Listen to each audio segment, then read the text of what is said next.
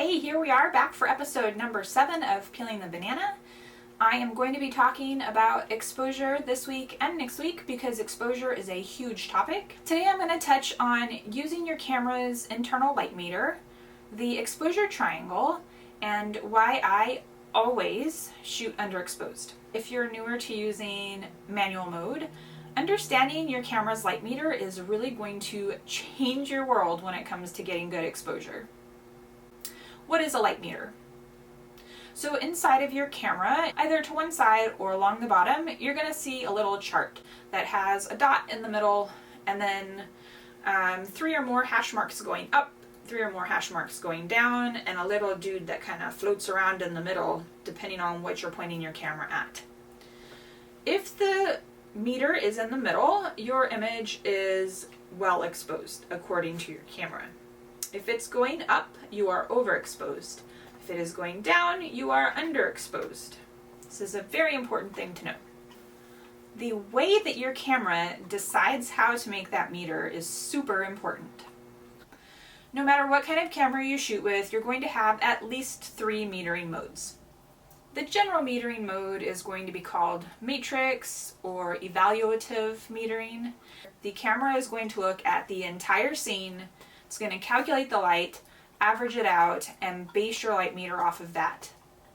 There is center weighted, where it is going to take the entire scene but give more priority to the third in the middle of the image and base your meter off of that. And the third type, which is what I usually use, is called spot metering. Your spot meter is going to only use the light from the very central autofocus point in your camera and base your meter off of that. Using your light meter is only part of the process. You do need to understand how to get good exposure. The exposure triangle is made up of shutter speed, aperture, and ISO. You're going to change your aperture and shutter speed depending on what kind of image you're trying to make. If you want stop action for a fast moving subject, you're not going to want to move your shutter speed down below about 1/1200th of a second. But ISO should be the last thing you change. If you can't get what you want by changing the other two first, go ahead and change your ISO. But changing your ISO is the best way to start adding noise into your image. The other really important part of this is you have to understand what full stops are. Now, I'm not going to ask you guys to memorize full stop scales like we had to do in photography school, but you have to know what they are. A full stop, for example, from f2.8 to f4 allows 1/2 of the amount of light into your camera. This works for shutter speeds as well. The other part of that that's very important is to know that your digital camera does not move in full stops.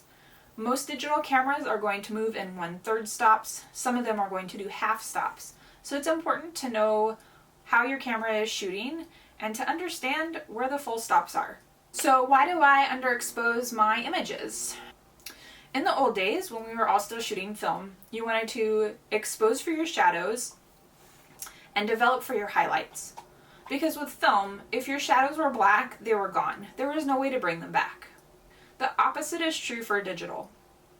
You want to shoot for your highlights and develop for your shadows. If your highlights have blown out to completely white, there is no magic on the planet that's going to fix it for you. White is gone. You don't want white. Now, there's some times when you're not going to get around this. If you're shooting up into the sky and there's a bright sun, it is always going to be white. It's the sun, it is bright, you are never going to get it to not be overexposed. But if you're shooting, say, at sunrise and you want your subject exposed correctly, you are going to have your sunrise disappear because the sun is going to be too bright. You can help this by underexposing it. And while your subject might look dark, all of that information is still in your camera because you're shooting raw, so that when you go to post-processing, you can pull the shadows up and maintain all of the color in your sunrise.